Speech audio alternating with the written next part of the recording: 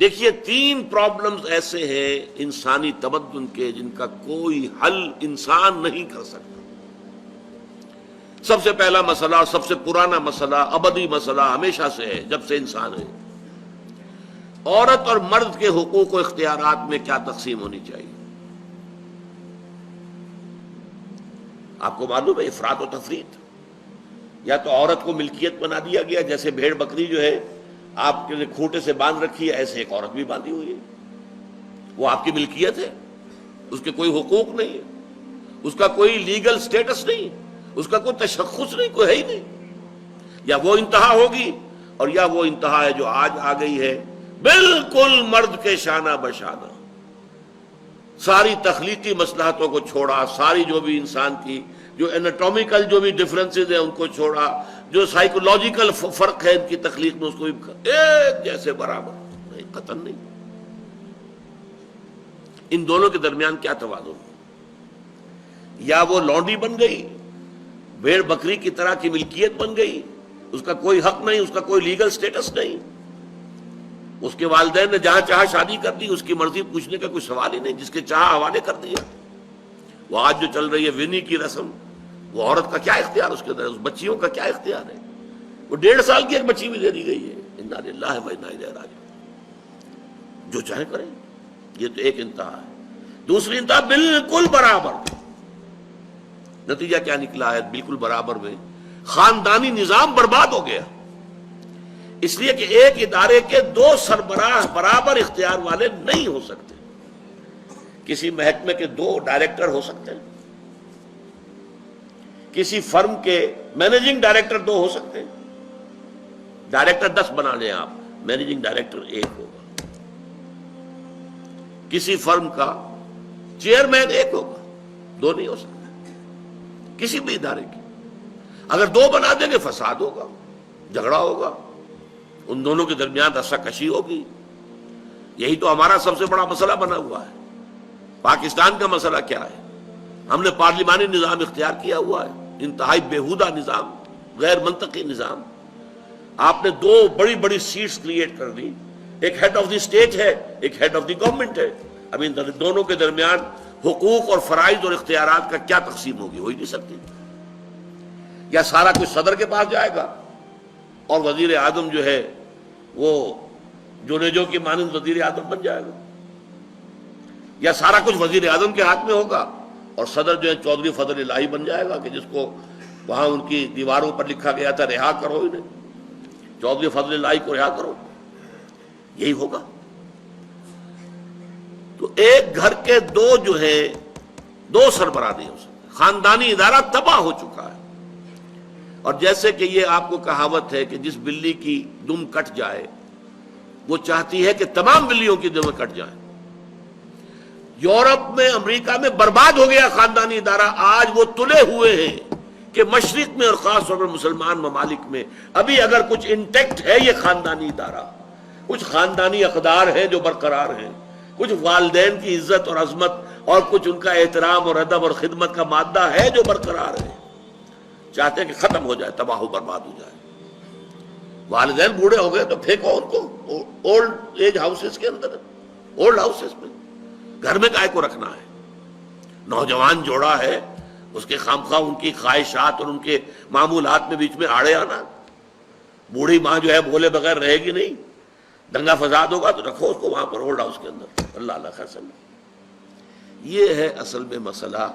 اب عورت اور مرد کے درمیان کیا توازن ہو، انسان نہیں سوچ سکتا۔ دیکھیے انسان یا مرد ہوگا یا عورت ہوگی۔ مرد سوچے گا تو وہ اپنے اعتبار سے سوچے گا، عورت کی نفسیات کیا ہے، عورت کے احساسات کیا ہیں، اس کو کیا پتا۔ عورت سوچے گی تو اپنے اعتبار سے سوچے گی، مرد کے احساسات کیا ہوتے ہیں، مرد کی نفسیات کیا ہوتی ہیں، اسے کیا پتا۔ لہذا یا ادھر کا ہوگا یا ادھر کا معاملہ ہوگا۔ ایک ہی ذات دے سکتی ہے آپ کو نظام، جو مرد کی بھی خالق ہے عورت کی بھی خالق ہے، اسی نے بنایا دونوں کو، اور دونوں ہی اس کے لیے اولاد کے مانند ہیں۔ یہ حدیث نبوی کا ترجمہ کر کے بتا رہا ہوں آپ کو۔ حضور نے فرمایا الخلق عیال اللہ، یہ خلق جو ہے مخلوق ہے، یہ اللہ کے کنبے کے مانند ہے۔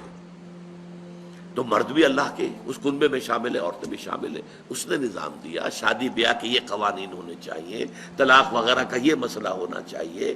یہ سارا ضابطہ جو دیا ہے وہ اس لیے دیا ہے کہ یہ انسان اپنے ذہن سے نہیں سوچ سکتا. آج تباہی آ گئی ہے مغرب کے اندر، شادی کرنا ہی نہیں چاہتے. We are living together. شادی کریں گے تو نتیجہ پتہ ہے کیا نکلتا ہے؟ آپ نے اپنی بیوی کو طلاق دی، سب سے پہلے تو یہ کہ آدھی پوری آپ کی جو ملکیت ہے اس کا آدھا حصہ دے دیے اسے. نمبر 2، گھر اگر آپ کا اپنا ہے تو اس میں بیوی رہے گی، آپ نکل جائیے یہاں سے. کوئی مرد اس کو قبول کرنے کو تیار نہیں تو وہ شادی کرتا ہی نہیں. اور عورت کی ضرورت ہے، لہذا عورت بغیر شادی کیے بھی اس کے ساتھ رہتی ہے، بچے پیدا کرتی ہے. بٹ وداؤٹ میرج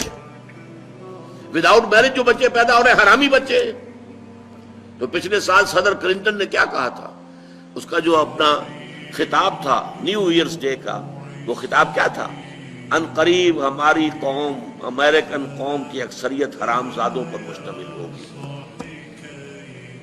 یہ حرام زادہ ترجمہ کیا ہے میں نے، بورن وداؤٹ ویڈ لاک، شادی کے بندھن کے بغیر پیدا ہونے والے.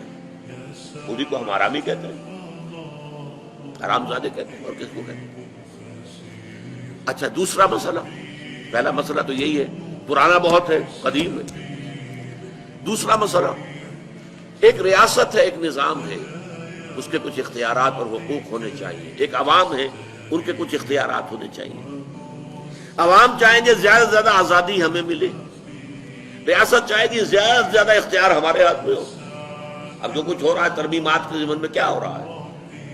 ایک طرف جو ہے مشرف صاحب چاہتے ہیں زیادہ سے زیادہ اور طویل سے طویل میرا دور اقتدار ہو اور اختیارات جو ہے میرے ہاتھ میں آ جائے، گھنٹہ گھر بن جاؤں میں فیصلہ بات کروں. ساری کوشش ان کی ہے. اور یہ ARD وغیرہ کیا کر رہی ہے؟ نہیں، حقوق عوام کے ہاتھ میں آنے چاہیے. اب اس میں بھی توازن کیا ہو؟ یا ٹوٹلیٹیرین سٹیٹ وجود میں آ جاتی ہے جو رشیا میں تھی، USSR میں تھی، عوام کے کوئی حقوق نہیں، no freedom of speech, no freedom of association. نہ تم اپنے خیالات کا اظہار کر سکتے ہو، نہ تم کو جماعت بنا سکتے ہو. یہ نظام تھا. کام کرو، ویجز لو، بس اللہ اللہ خرچ اللہ. حیوانوں کی طرح پر کہ صرف راتب دے دیا جائے گا، باقی تمہیں کوئی تمہاری ایکسپریشن، کوئی اپنے خیالات کا اظہار، کوئی فریڈم آف ایسوسیشن نہیں. امریکہ دوسری انتہا پر، مادر پدر آزاد. 2 مرد شادی کرنا چاہتے کر لیں، ایک مرد بیوی ہو جائے گا اور ایک مرد شوہر ہو جائے گا. لیگلی قانون کے نزدیک ریکگنائزڈ ہوگا. ایک آزادی کی وہ انتہا. گیز، ہومو سیکشولز، وہ وہاں جلوس نکالتے ہیں، بڑے ٹھاٹ سے نعرے لگاتے ہوئے گزرتے ہیں. وہ ہنستے ہیں، ہم لوگوں پر ہنستے ہیں، یہ پاگل ہو گئی ہے جو اس کو ہومو سیکشولیٹی کو بری شے سمجھتے ہیں. اور نیو یارک کا جو میئر ہے وہ لیڈ کرتا ہے پروفیشن. کیوں کرتا ہے؟ اسے اگلا بھی الیکشن لڑنا ہے اور گیز کے ووٹس بہت ہیں. اس سے اندازہ کیجئے کہ کتنی پرسنٹیج وہاں گیز کی ہو چکی ہے، ہومو سیکشول.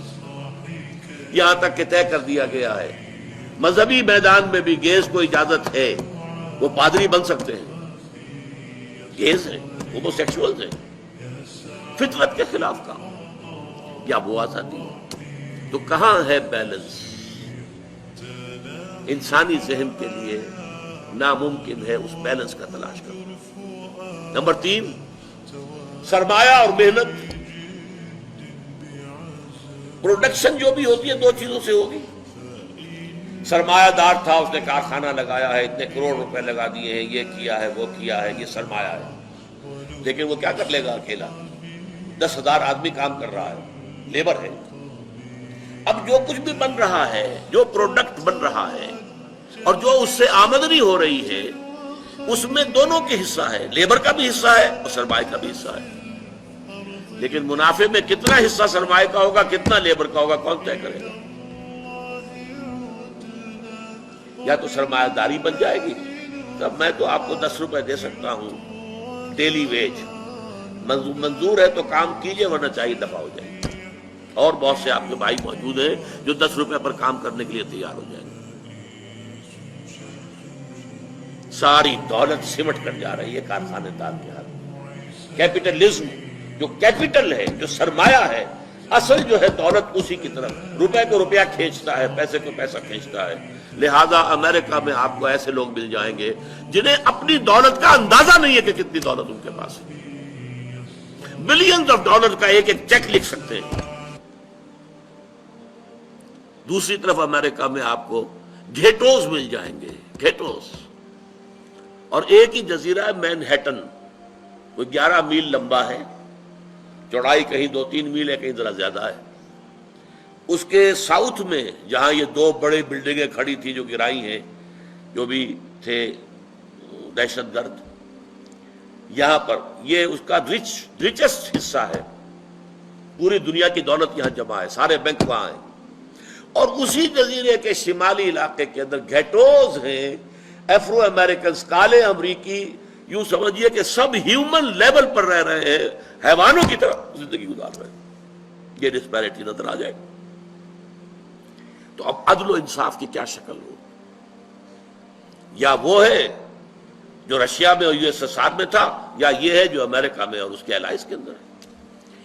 یہ ہے وہ مسئلہ جہاں انسان ہاتھ جوڑ کر، گھٹنے ٹیک کر اللہ سے دعا کرنے پر مجبور ہے، اے اللہ تو نے مجھے فطرت سلیمہ بخشی، اے اللہ تو نے مجھے عقل سلیم سے نوازا، اے اللہ میں نے تجھے پہچان لیا کہ کل شکر اور کل ثنا کا مستحق تو ہی ہے، اے اللہ میں نے تجھے پہچان لیا کہ تو تمام جہانوں کا پروردگار اور مالک ہے، اے اللہ میں نے تجھے پہچان لیا جزا و سزا کے دن کا مالک و مختار مطلق تو ہے، اے اللہ میں نے طے کر لیا ہے تیری ہی بندگی کرتا ہوں اور کروں گا، اور تو ہی سے مدد چاہتا رہوں گا، لیکن اے اللہ میں مجبور ہوں، میری عقل جو ہے میرا ساتھ نہیں دیتی، کروں کیا، چلوں کس راستے پر، کون سے راستے پر؟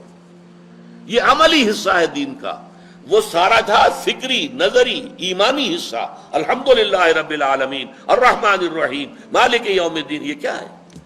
یہ ایمانی، فکری، نظریاتی حصہ ہے۔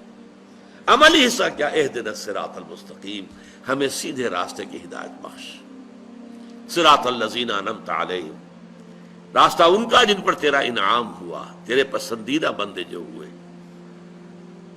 غیر المغضوب علیہم، جو مغضوب علیہم نہیں ہوئے، ان پر تیرا غضب نہیں آیا، غصہ نہیں آیا، ولا الضالین، اور نہ ہی وہ سیدھے راستے سے بھٹکے۔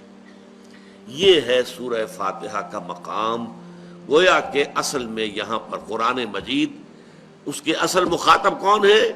وہ سلیم الفطرت لوگ، وہ سلیم العقل لوگ، جنہیں قرآن کہیں کہتا ہے الذین یعقلون، کہیں کہتا ہے الذین یفقہون، کہیں کہتا ہے اولو الالباب، ہوش مند لوگ۔ یہ وہ لوگ ہیں کہ قرآن مجید اصل میں ان سے مخاطب ہے، اور وہ خود سفر طے کر کے اللہ کی ذات تک، معرفت خداوندی تک تو پہنچ گئے ہیں، لیکن اب عملی زندگی کے اندر رہنمائی کے لیے درخواست کر رہے ہیں، اہدنا الصراط المستقیم صراط الذین انعمت علیہم غیر المغضوب علیہم ولا الضالین۔ یہی وجہ ہے کہ فوراً سورہ بقرہ شروع ہوتی ہے، الف لام میم ذالک الکتاب لا ریب فیہ ھدی للمتقین، یہ ہدایت ہم تمہیں دے رہے ہیں۔